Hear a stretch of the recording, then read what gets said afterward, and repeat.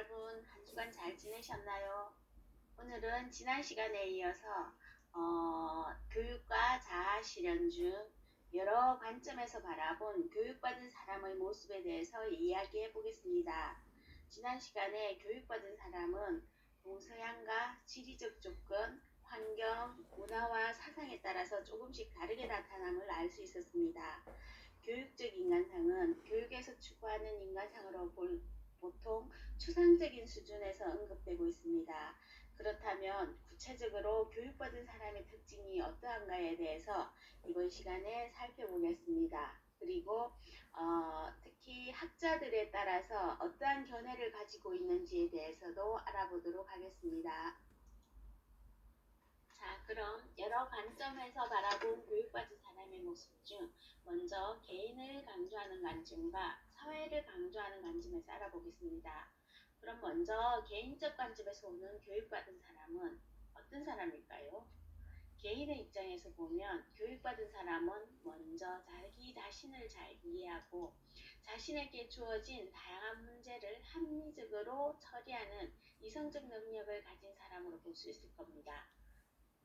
특정 이데올로기에 기대거나 비과학적인 생각이 아닌 과학적 근거나 합리적 자료에 기초해서 사고하는 사람을 말하겠지요.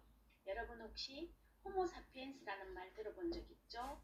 호모사피엔스는 사람 속 가운데서 현생 인류와 같은 종으로 분류되는 생물을 가르치는 학명입니다. 자, 그러면 호모는 다른 말로 흙이나 먼지를 뜻하는 라틴어 후무스에서 파생된 말로 인간을 뜻합니다. 사피엔스는 그럼 뭘까요? 생각하는 이라는 뜻을 의미합니다. 그래서 다른 동물에 비해서 인간은 이성적인 사고를 한다는 것입니다. 따라서 호모 사피엔스는 이성적인 인간상이라고 볼 수 있습니다. 그리고 나는 생각한다. 그러므로 나는 존재한다. 여러분 많이 들어봤죠? 이는 프랑스의 철학자 데카르트가 한 말입니다. 그러므로 인간은 생각할 줄 알고 진리를 찾아 사유할 줄 아는 주체적이고 합리적인 존재라는 것을 의미함을 알 수 있습니다. 자, 그래서 이렇게 개인적 관점에서 교육받은 사람의 특징을 살펴봤습니다. 다음은 사회적 관점에서 살펴볼게요. 사회적 관점에서 보면 교육받은 사람은 개인의 욕구나 관심보다는 사회의 공익에 우선해서 일을 처리하고 타인을 배려할 줄 아는 사람을 의미합니다. 당연히 개인의 욕망이나 이익을 너무 앞세운다면 우리 사회가 너무 치열한 경쟁 사회가 되다 보니까 불행해지겠죠. 그래서 구성원 모두가 서로 존중하고 배려하고 그런 공동체의 모습이 우리가 추구하는 사회입니다. 여기서 우리가 알아야 할 부분이 그렇다고 개인적 관점과 사회적 관점을 별개로 분리해서 바라보는 것이 아니라 통합적으로 보아야 한다는 것입니다. 그 이유는 개인의 이성적인 능력이 없으면 당연히 사회의 공동체 승림이 어려울 것입니다. 사회 공동체의 가치로 조정되지 않고 개인의 욕구가 있다면 이 또한 문제가 발생될 수 있기 때문이겠지요. 자, 그래서 교육받은 사람의 특징을 이성의 자유를 발휘하고 사회 공동체의 가치를 추구하는 사람이라고 정의할 수 있겠습니다. 다음으로 학교 교육의 관점에서 교육받은 사람의 특징이 어떠한지에 대해서 살펴볼게요. 먼저 합리적인 인간입니다. 여러분, 합리적이라는 말 참 많이도 들어보고 또 잘 알고 있고 이해하고 있다고 생각하지만 한마디로 정의를 내리려면 생각보다 쉽지는 않을 것입니다. 자, 합리성이라는 것은 이치나 논리에 합당한 것을 의미합니다. 그래서 우리는 합리성이라는 것은 인간만이 가지는 특징으로 우리는 늘 근거가 무엇인지 타당한 것에 대해서 살펴보는 것입니다. 그래서 인간은 지식을 습득하고 자신의 삶에 대해서 생각하면서 산다는 것을 의미하기도 하고요. 그리스 철학자 아리스토텔레스는 그래서 이성이란 인간만이 가진 고유한 기능이라고 주장을 했습니다. 다음은 공리적인 인간입니다. 공리적이란 말, 공공의 이익이라는 말입니다. 18세기, 19세기, 18세기에서 19세기에 걸쳐 영국의 공리주의자들에 의해서 비롯된 것인데요. 그 중에서도 여러분 많이 들어본 말, 최대 다수의 최대 행복을 주장한 공리주의의 대표학자 벤담에 의해서 주창되었고요. 교육을 잘 받으면 더 많은 행복을 추구할 수 있고 교육을 통해서만 최대 행복을 누릴 수 있다고 생각했습니다. 그리고 개인 자신의 행복만을 추구하기보다는 다른 사람들과 조화를 이루면서 모든 사람이 최대한으로 행복을 누리는 것이 가장 중요하다고 보았습니다. 결국은 교육이란 개인을 행복하게 하고 더 나아가서 다른 사람의 행복에 도움을 줄 수 있는 능력을 길러주는 것이라고 정의할 수 있습니다. 다음으로 살펴볼 것은 문제를 해결하는 인간의 특성입니다.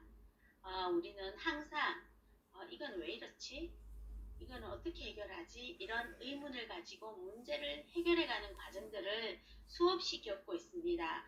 이러한 문제를 해결해가는 능력은 교육을 통해서 길러진다고 합니다. 여기서 우리는 미국의 대표학자 존 두이의 주장에 대해서 알아보겠습니다. 존 두이는 반성적 사고라는 과정을 통해서 우리가 문제를 해결하는 능력에 대해서 설명하고 있습니다. 먼저 의문이 나는 상황에 직면하게 되면 해결책이라는 것을 제안하게 되고 그 후에 직접 경험하면서 어려웠던 점들을 문제로 인식하고 그래서 사실적인 자료를 수집한답니다. 그 다음 이 과정에서 관찰한 작용을 주도할 수 있는 유력한 관념적 가설이나 사실들을 하나씩 제안으로 이용하고 이러한 관념과 가설들을 정리해서 마음속으로 가다듬고 자기 것으로 만들어서 마지막으로 공개적이거나 상상적 행위를 통해서 가설을 검증하는 과정을 거치게 되면 문제는 해결된다고 주장하고 있습니다. 이것이 바로 존 두이의 반성적 사고 과정입니다. 이러한 두이의 입장에서 본다면 교육받은 사람은 방법의 학습을 통해서 반성적 사고 능력을 기른 사람이라고 정의할 수 있습니다. 그래서 문제를 찾고 가설을 설정하고 검증하는 것을 배우게 된다면 학습자의 관리적인 해결 능력이 성장한다고 믿고 있는 것입니다. 마지막으로 윤리적인 인간입니다. 이는 영국의 교육 철학자 피터스의 주장으로 교육을 받지 않는 사람과 대비되는 교육받은 사람의 특성은 올바른 가치를 지식으로 갖는 것을 넘어서 그것을 이해하여 자기 것으로 내면화하는 것이라고 말하였습니다. 그래서 교육받은 사람은 그저 지식을 많이 알기보다는 이해와 안목을 형성하고 올바르고 도덕적으로 실천하는 사람이라는 것입니다. 그래서 이런 점에서 볼 때 교육받은 사람은 다른 말로 윤리적인 사람, 윤리적인 인간이라고 말할 수 있답니다. 이렇게 해서 오늘 교육받은 사람의 특징을 관점에 따라서 또 학자의 견해에 따라서 살펴보았습니다. 우리는 학교나 가정이나 학교 생활 또 일상생활을 통해서 교육이 이루어지고 있습니다. 하지만 우리는 교육을 통해서 어떠한 인간으로 성장해 나갈지에 대해서는 늘 고민하고 있고 또 그렇게 성장하려고 노력하고 있습니다. 결국은 교육이란 목적적인 활동이라고 할 수 있고요. 그래서 우리의 삶도 교육적 활동 속에서 조금씩 성장하고 있다고 말할 수 있는 것입니다. 여러분, 샤를 드골은 이런 말을 했습니다. 할 수 있다고 믿는 사람은 그렇게 되고 할 수 없다고 믿는 사람 역시 그렇게 된다. 자, 여러분, 선생님이 굳이 설명하지 않아도 어떤 뜻인지 어떤 내용인지 여러분 알 수 있겠죠. 그럼 할 수 있다고 믿는 사람이 되어서 오늘도 화이팅 합시다. 오늘 수업 듣느라고 고생했고 어쩌면 다음 수업에는 대면 수업으로 여러분을 볼 수 있을 것 같습니다. 그러면 얼굴 보는 날 기대하면서 선생님 오늘은 여기서 마치겠습니다. 여러분 오늘도 수고 많이 했습니다.